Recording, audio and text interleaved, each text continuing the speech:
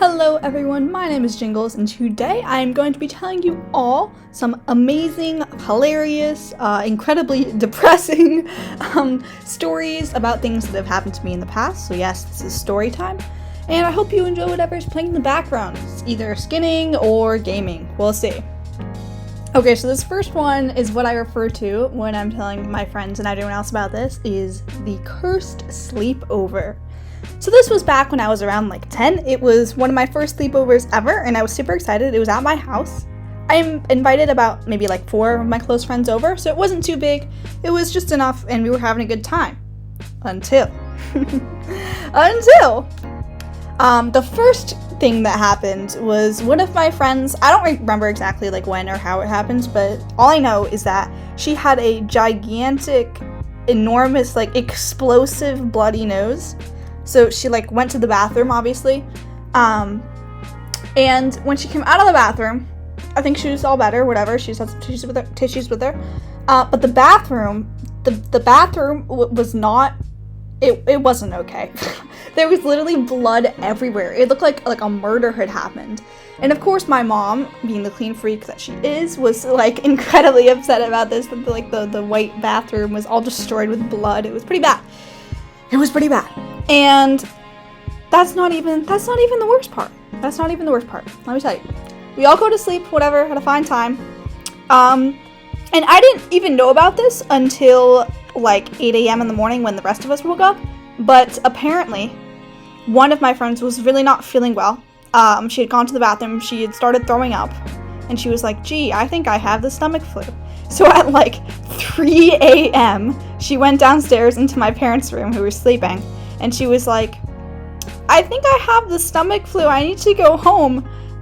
After she had like thrown up in that same bloody bathroom that had since been cleaned or whatever. So yeah, my parents woke up at 3 a.m.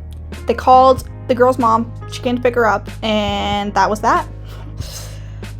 Anyways, after this whole incident, of course, my mom never, ever really let me have a sleepover at my house again until I was like much older. And that was my first real experience with one at my house, and I have to say it was not the best.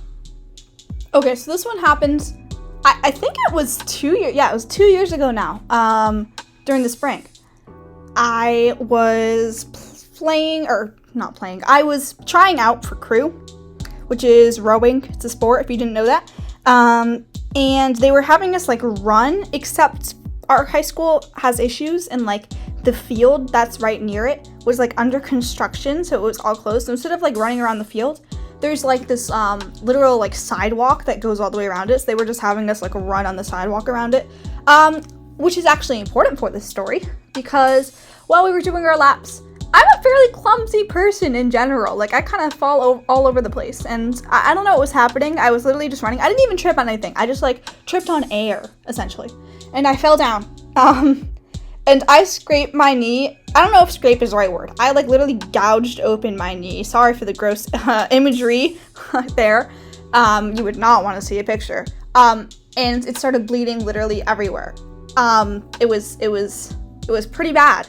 I was like literally on the ground. People were behind me. People saw me. They saw that I fell.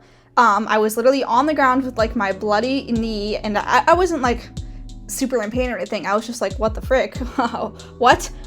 And that's not the bad part. Well, I mean, it is pretty bad. Actually, I still have a scar from that today. So it is pretty bad. But the bad part, in my opinion, the worst part, is that it took literally like 15 people running by for someone to check in on me and say, hey, are you okay?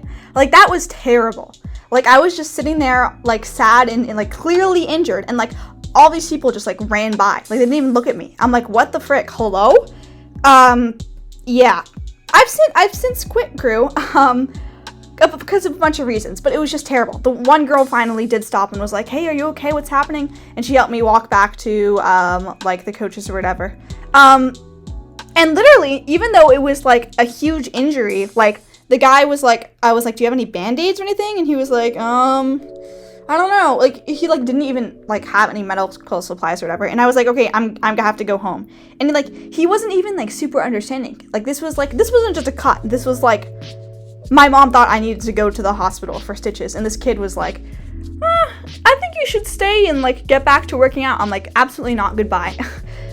It was just terrible. Yeah, it was a bad experience, not going to lie. Okay, now for the finale. I don't know if this is actually going to be like as funny when I like say it here out loud, but it was legitimately the most hilarious thing I had experienced in a while. It might just be like a need to be there thing, but we'll see, I'll tell you anyways. So one evening, I'm chilling at my house, relaxing, whatever, after school.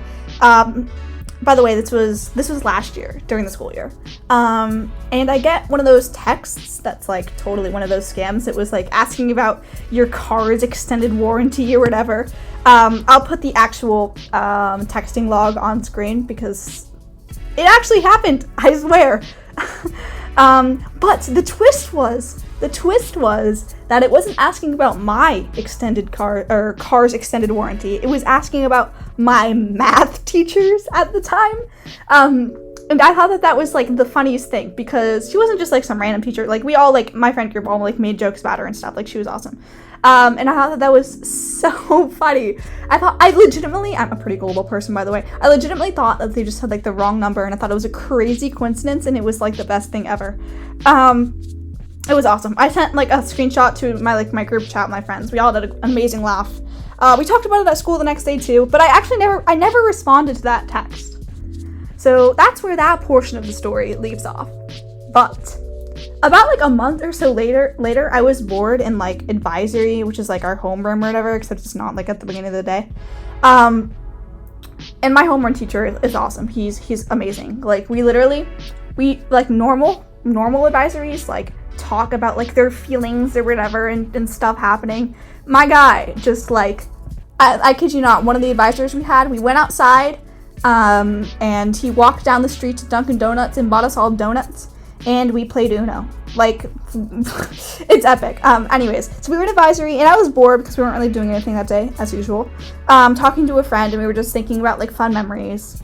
And it turns out I had not told her this story yet about the text and the car warranty. And I was so shocked. I was super excited, and I had to tell her. I'm actually a pretty loud person, so I was speaking kind of loudly, especially because I was super excited. Because every single person I'd ever told the story to, like, literally died of laughter because it's so funny.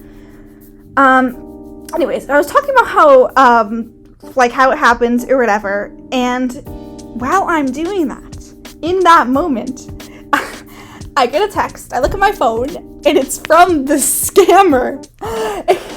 And it wasn't anything related to, like, the warranty or whatever. It just said H. That's all it said, H. That was the greeting they used the first time, H. And I was like, oh my god, that's so weird. I'm so confused. What the frick is happening? And then I came to the realization, there's absolutely no way that could be a coincidence. It's just too random. So naturally, we start looking around the room, trying to deduce who it was, seeing as it was definitely someone there, who was like both in my math class and advisory. There were only like 3 options, like there weren't that many people, because that would be pretty lucky. And there's an obvious choice here. There's some prankster kid who thought it was funny to tease the girl he had a crush on, whatever. And we're pretty sure it's him, but you know, we aren't positive. In that moment, the bell rings, and like as I'm leaving, I go up to him, I confront him, and he acts like totally knowing, like you could tell it was him, like he was acting like it, but like he still denied it. It was so funny. He never directly admitted to it. I still have his number here, and like he's never actually said it was him, but it's him. Apparently he was working together with like one of his friends, and they both thought it was hilarious. They talked to each other after. It was awesome. And that's probably how he got my number too, I'm assuming. I wasn't even mad though. Like, I'm shocked at myself. Normally I get mad at these things because I'm a very gullible person, and I get mad at that myself for that. But I was not mad about this. It was legitimately, hands down, the funniest prank that's ever been played on me ever, and it made me laugh so hard. So it's kudos to that guy. thank you for watching, and please do subscribe, like, and comment if you enjoyed. Let me know if you want to see more of these story times. I am sure that I can find plenty. My life is rather eventful. See you all later.